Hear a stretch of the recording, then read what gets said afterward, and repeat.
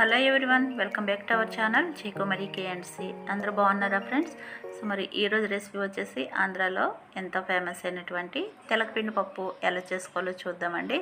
చాలా టేస్టీగా ఉంటుంది. సో మరి వీడియోని అయితే స్కిప్ చేయకుండా లాస్ట్ వరకు చూసి లైక్ ఇవ్వడం అయితే మర్చిపోకండి ఫ్రెండ్స్. మీరు ఇచ్చే ఒక లైక్ నాకు చాలా వాల్యుబుల్ అండి. మరి దీని ప్రాసెస్ చూద్దామా? ఈ తెలగపిండి పప్పు చేసుకోవడానికి ముందుగా కందిపప్పు తీసుకుని దాన్ని ఒకసారి కడిగి పెట్టుకోవాలి.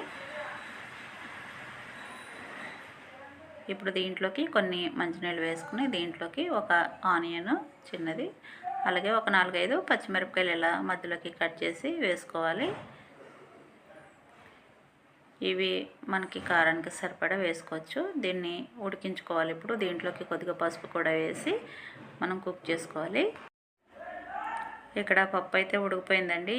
మనం 80% ఉడికించుకుంటే సరిపోతుంది. నేను ఇక్కడ కొంచెం బాగా కుక్ అయిపోయింది పప్పు, కాబట్టి నేను పప్పు అయితే కొంచెం బయటికి తీసేస్తాను ఇంకా. ఎందుకంటే 80% కుక్ అయితే మనకు సరిపోతుంది. ఇది నాకు 90% వరకు కుక్ అయిపోయింది. అందుకని చెప్పి మళ్ళీ తెల్లగపిండి ఉడికేసరికి పప్పు అంతా బాగా మెత్తగా అయిపోతుంది. మనకి పప్పు అక్కడక్కడ పలుకుగా ఉంటే బాగుంటుంది కాబట్టి నేను అది పక్కకు తీసేసుకున్నాను. ఇప్పుడు అదే ఆ వాటర్లో సరిపడా సాల్ట్ వేసుకోవాలి, అలాగే కారం కూడా వేసుకోవాలి. మనం ఆల్రెడీ పచ్చిమిర్చి వేసాం కాబట్టి కారం కాస్త చూసి వేసుకోవాలి. అయితే తెలగపిండి పప్పు కూడా కొంచెం స్వీట్గా అనిపిస్తుంది కాబట్టి మనం స్పైసీగా కావాలనుకుంటే కారం వేసుకోవచ్చు. వీటిని కొద్దిసేపు బాయిల్ అవనివ్వాలి.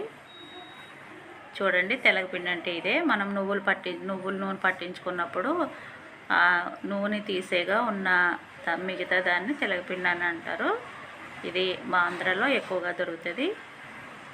దీన్ని వాటర్లోకి వేసేసుకొని మనం పప్పు ఎంత తీసుకున్నామో దానికన్నా కొంచెం తక్కువగానే ఈ తెలగపిండి తీసుకుని ఈ విధంగా ఉప్మా ఉడికించుకున్నట్టు ఉడికించుకోవాలి. ఇది కాస్త దగ్గర పడనివ్వాలి. చూడండి, ఇలా దగ్గర పడుతుంది. ఇంకాస్త దగ్గర పడనివ్వాలి. చూసారా, ఇలా దగ్గరికి అయిన తర్వాత ఇప్పుడు దీంట్లోకి ముందు పక్కకు తీసి పెట్టుకున్న పప్పు వేసేసుకోవాలి.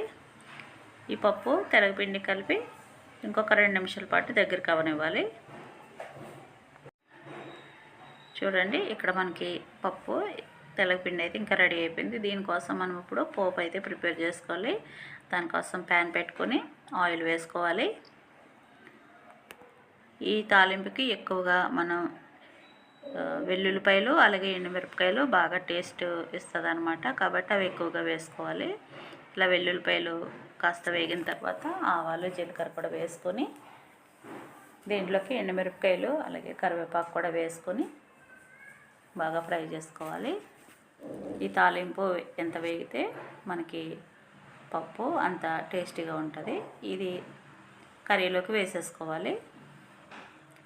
ఇదంతా కూడా ఒకసారి కలిపేసుకుంటే మనకి టేస్టీ తెలగపిండి పప్పు అయితే రెడీ అయిపోయింది. ఇంకా స్టవ్ ఆపేసుకోవచ్చు. మనకు చల్లగా అయ్యే కొద్దీ కర్రీ ఇంకా దగ్గరికి అవుతుంది. చూసారు కదండి, ఎంత టేస్టీగా ఉండే ఆంధ్ర స్పెషల్ తెలగపిండి పప్పు ఎలా చేసుకోవాలో.